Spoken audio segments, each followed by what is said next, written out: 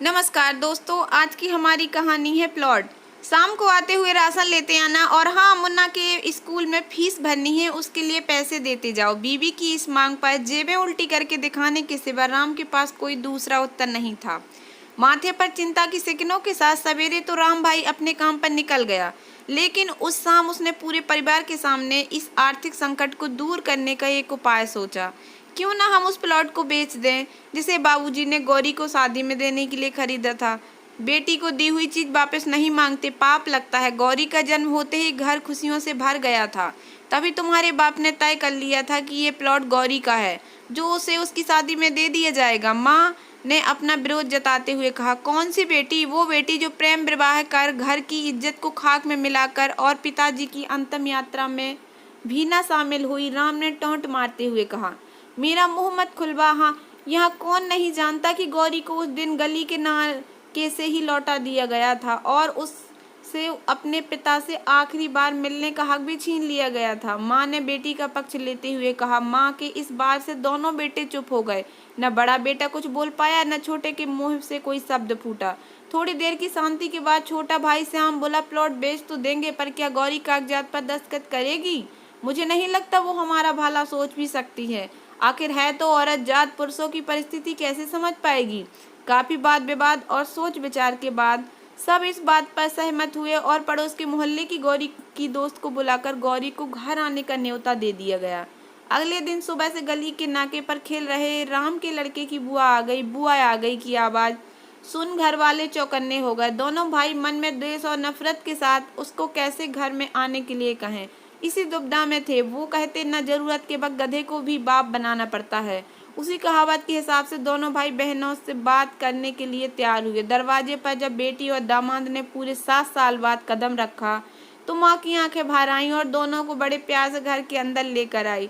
बेटी और दामाद भी माँ का इतना स्नेह देकर भाव विभोर हो गए। शाम को साथ में बैठे बेटी और दोनों बेटे दामाद के आगे हिचकिचाते हुए माँ ने प्लॉट का मुद्दा उठाया। गौरी को थोड़ा अंदेशा था कि कोई बड़ी बात होगी। गौरी उसी दिन से ये सोच रही थी कि ऐसी क्या बात हो सकती है जो खड़ूस भाई उसे बाप का मुंह दिखाने के खिलाफ थे, वो अचानक इतने कैसे पिघल गए। लेकिन अब उसको सारी बात समझ में आ गई। गौरी ने तिरछी नजर अपने पति की तरफ देखा। वो बोल पड़ा, देखिए माँ जी, शादी से पहले जो आपका था वो आपका ही रहेगा, ना उस पर मेरा या गौरी का कोई हक नहीं है। भविष्य में हम मांगेंगे, इसलिए नहीं। आप निश्चित होकर उस प्लाट के साथ जो करना कीजिए, आप जहाँ कहें वहाँ हम साइन कर देंगे। सुबह से अपने जीजा जी से नजरें चुरा रहे दोनों भाइयों ने अब अपने जीजा को अच्छे से देखा। सुबह प्लाट के कागजात पर बहन के दस्तखत लेकर शाम खत्म किया जाए, यह तय हुआ। सब इस मीटिंग को खत्म कर सुबह उठ ही रहे थे कि टीवी पर अनाउंसमेंट हुआ कि आने वाले 21 दिन तक देश में लॉकडाउन लगाया जा रहा है। गौरी के पति ने फोन पर बात करने के बाद कहा, अब हम क्या करेंगे गौरी? कल की बस भी रद्द हो गई है और 21 दिन तक कोई बस नहीं है।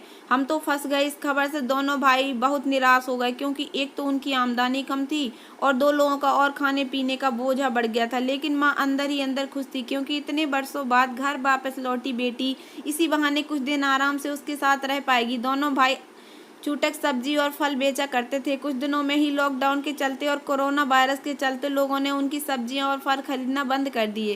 पहले से खराब उनकी आर्थिक स्थिति और ज्यादा खराब होने लगी और वह मन ही मन गौरी के कदमों को अशुभ मानने लगे। बहन और जीजा जी ने उनकी यह हालत छुपी नहीं थी। गौरी के कहने पर उनके पति ने दोनों भाइयों की सब्जी और फल की रेडियो पर लोहे की रॉड और जालियां फिट कर दी। बाजार जाकर दोनों के लिए कैप, हाथों के दस्ताने और थोक के भाव सब्जी और फल खरीद लाए। दोनों की रेडियां अच्छे से तैयार कर दी और फल सब्जियां ढककर दोनों भाइयों को टोपी और दस्ताने देकर जीजा जी ने उनसे कहा, एक बार इस तरह से धंधा करके देखो, शायद आपका मुनाफा बढ़ जाए। थोड़ी आनाकानी करने के बाद दोनों भाइयों ने जीजा जी से समझाया अनुसार धंधा शुरू किया। 2-3 दिन बाद ही कोरोना से घबराए लोग अब ढकी हुई फल और सब्जियां और दस्ताने और सेफ्टी का ध्यान रखते बेचने वालों से ही फल और सब्जियां खरीदने लगे। इस तरह समझदार दामाद की वजह से धीरे धीरे दोनों भाइयों का धंधा अच्छा चलने लगा और उनके घर का गल्ला जो पहले खाली हो रहा था अब धीरे धीरे भरने लगा। माँ जैसे अपने मरे हुए पति से मन ही मन संवाद साधने लगी, देखो जी, आपकी गौरी सच में लक्ष्मी है। उसके पांव घर में पड़ते ही घर में खुशियों से भर रहा है। दोनों भाइयों की आंखों में पहले जो गुस्सा था उसकी जगह अब शर्म ने ले ली। वह मन ही मन सोचने लगा, क्या गलत किया था बहन ने जो हमने उसके साथ इतना बुरा सलूक किया। शादी ही तो की थी और शादी करने से पहले हमें बताया भी तो था। हम ही थे जो उसके स्वीकार नहीं कर पाए। दोनों भाइयों के मन में द्वेष और नफरत धीरे धीरे क्वारंटाइन हो गई। 21 दिन बाद जब दीदी और जीजाजी प्लॉट के कागज पर साइन करने जाने लगे तब दोनों भाइयों ने उन्हें रोक लिया और अपनी माफी मांगते हुए पेपर्स उन्हें देते हुए बोले कि वक्त हमने आपको कोई तोहफा तो दूर की बात आपका हक भी नहीं दिया, लेकिन अब इस प्लॉट को स्वीकार कर हमें प्रायश्चित करने का एक मौका दीजिए। सभी की आंखों में खुशी के आंसू आ गए और माँ ऊपर से देखकर बोली, देखा आपकी लाडली ने आज फिर हमारा घर खुशियों से भर दिया है। तो दोस्तों, कैसी लगी आपको ये कहानी? अगर आपको ये कहानी थोड़ी सी भी पसंद आई हो तो प्लीज़ मेरे वीडियो को लाइक कर देना।